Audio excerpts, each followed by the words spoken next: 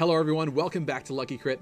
Today I wanted to take some time to discuss the brand new merge changes that are coming to Fire Emblem Heroes in February 2019, at least that's what's been announced so far, and these changes represent, in my opinion, some of the biggest and best changes that we've heard about in a very long time. Now, don't get me wrong, beast units are awesome and we've been waiting for those for a long time as well, but this is a significant quality of life improvement that I think is going to help out, well, me, you, and hopefully pretty much everybody out there because of these new changes to merging. So let's actually break it down. I know a lot of you guys have probably already heard about it online or seen it on the notice board in-game, but let's actually break it down and see exactly what they're saying is going to happen to merging in February 2019. So, in an update in February of 2019, we plan to expand the functionality of the Merge Allies feature.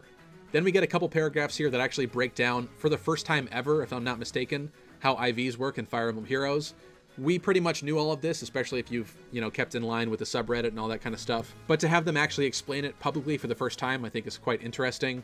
And if you're not familiar how IVs work in Fire Emblem Heroes, you can definitely check out my IV guide up here. Obviously, with this change, with this update, things will change a little bit, but that guide is not really going to be invalidated, so you can definitely check it out. Though I would recommend some different IV apps at this point. I might actually make a separate video at some point and go through those. But that guide should still be pretty worthwhile. Basically, IVs are individual values that differentiate one copy of a character from another. So if you happen to pull two Donalds, for example, they might have different stats than each other, and you might be wondering about that. It basically makes it so that there's a little bit of a random variance in the game, because without that, everyone's Chrom, everyone's Lucina, everyone's going to be exactly the same when you face off against each other. This adds a little bit of extra flavor, I would say, to the game. Although, in a lot of cases, when it comes to summoning, you'll get stats that are less than ideal for certain characters, so this update, thankfully, is actually going to fix that a little bit, so let's get into it. Basically, they are actually finally calling IVs, by the way, assets and flaws. So that's the first time that we're hearing about that, which I find interesting. A lot of us have been calling them IVs, I think, based off of other online games, especially the Pokemon series. IVs are a big thing with Pokemon, especially competitive Pokemon. That's where I knew about IVs before Fire Emblem ever had IVs. So I think a lot of us have kind of just stayed with that term. But there were also Boons and Banes that you can assign to your playable character in Fire Emblem Awakening and Fates. So I think a lot of people considered that the more canon term, because we've actually had that in the past. But Intelligent Systems right here is calling them assets and flaws, so I find that quite interesting. So basically, if you aren't familiar, I'm not going to go through it all right here. Like I said, you can check out that video. But basically, most characters that you will pull will actually have a stat that has a plus, an asset, or a boon to it, and another stat will have a flaw, or, a bane, a negative aspect to it. Unless you get a neutral IV, which is also possible as well. But basically, that's how it works. And you can get either a +3 or a +4 or a -3 or a -4 in that stat. Only certain characters have super boons or super banes, is what we've called them up to this point. That's where you have either the +4 or the -4. So that one's not quite as often. It's usually + or -3. But there are some cases where that will come into play. So there are a total of 21 individual stat arrangements, including the possibility of there being no asset and flaw. Like I said, neutral IV. When a hero is summoned, they have an equal chance of appearing with any one of these 21 stat arrangements. After a hero's level has been raised to 40, their asset stat will be 3 or 4 points higher than other instances of the same hero, and their flaw stat will be 3 or 4 points lower. The asset and flaw stats are predetermined for each specific hero, of course. The stat increase experienced by heroes during the first merge will be larger than before. So basically how things currently work before this update hits in February, for each merge that you give a character, you will get 2 stat increases, a +1 to one particular stat and a +1 to another stat. This is actually also predetermined depending upon the character. Depending upon their highest stats, I believe at level 1, those stats are usually the ones that get buffed first, but the more merges you give, eventually you'll just get all of them anyway, up to a total of a merge +10, which is going to give you +4 to every single stat. But of course, a merge +1, you might start with HP and speed, you might start with HP and attack. But with this update, what's going to happen is, for heroes with an asset and a flaw, in addition to 2 stats increasing, as happens prior to the update, their flaw stat will also increase. And as you can see in this screenshot here, it's giving a +3 to the character's resistance, which is going to be their flaw stat, because the other two are obviously the 2 increases I was just talking about that normally happen right now. But that +3 to res means that basically your character's flaw stat, their bane, their bad IV, whatever was trash about them, canceled out. As long as you get one other copy of a character and merge them together, if you're not saving them for fodder or whatever, just 2 copies of each character, you can get rid of whatever bad stat they have, especially if it's something really bad. For most characters, minus attack or minus speed are some of the worst things that you can get on them. So this is basically going to make it so that that's gone, that's done. So the only thing that's going to matter after you get that +1 merge is what boon you had. If you had a character that's minus attack and plus speed, that minus attack is gone. You don't have to worry about it anymore. The only thing that you have to be concerned about now are going to be your character's boons. And so obviously there will still be optimal boons for characters depending on which character you're talking about. But at the end of the day, if you have a plus HP, if you had a character that had plus HP minus attack, that character can be fixed. And it's better than ever, and I think this is going to be overall just a really, really great change. It's going to be great, especially for free-to-play players that might have just wanted to pull that one copy of that character. Maybe that's all the orbs they were able to scrounge up. And so finally, at this point, they'll be able to fix those characters as long as they can pull a second copy. For heroes without an asset and a flaw, in addition to 2 stats increasing, as happens prior to the update, those stats will increase by 2 instead of 1, and one of the remaining 3 stats will also increase by 1. So for units that have neutral IVs, the way that this is going to work is essentially that first +1 merge, those 2 stats that they would have gotten, which are typically the character's highest stats at level 1, those are actually going to be doubled, and then it's going to give you a third stat, which is probably going to be your next best stat after that.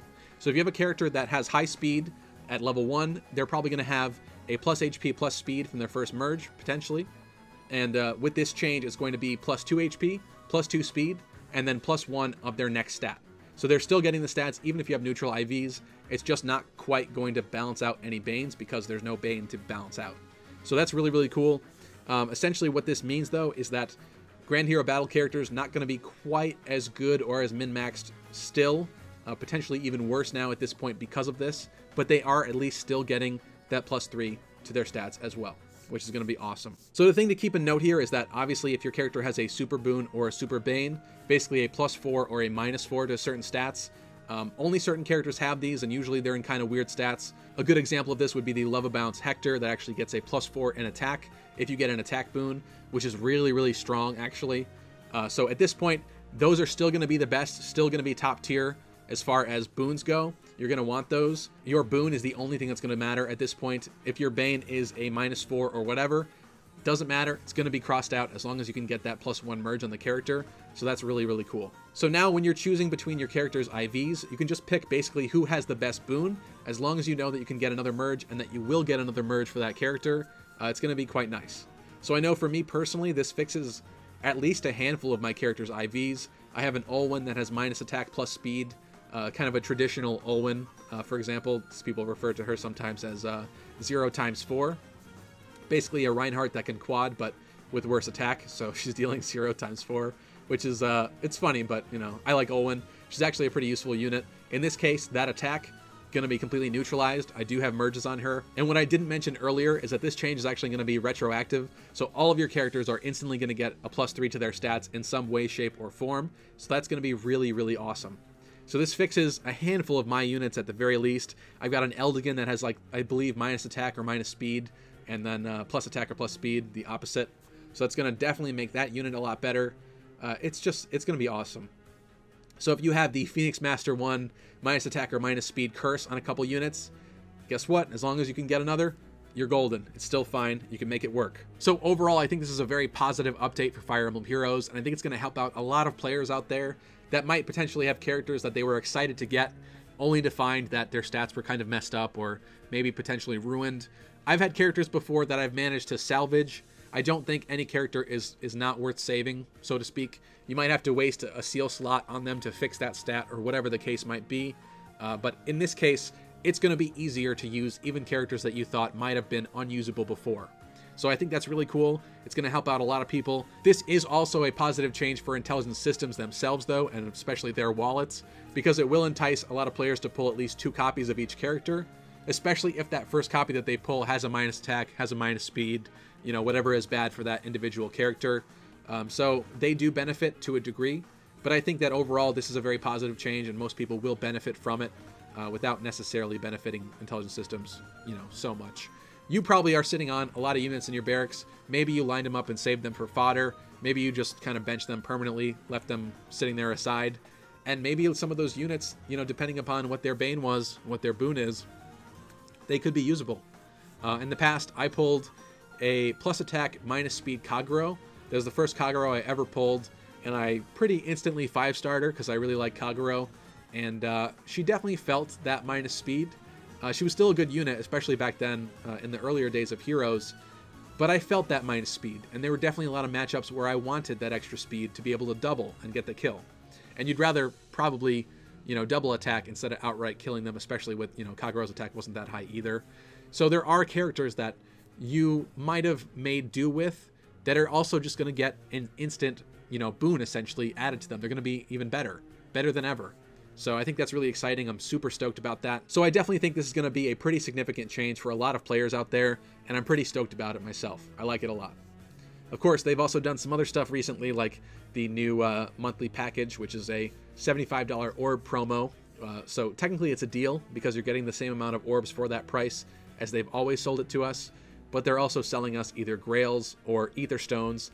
And I'll be honest with you, I don't like that at all. And I think that's approaching more so blatant pay-to-win practices than ever before. And so that makes me nervous, but at the very least, to remain on the positive side, this change in February of 2019, this is going to be great.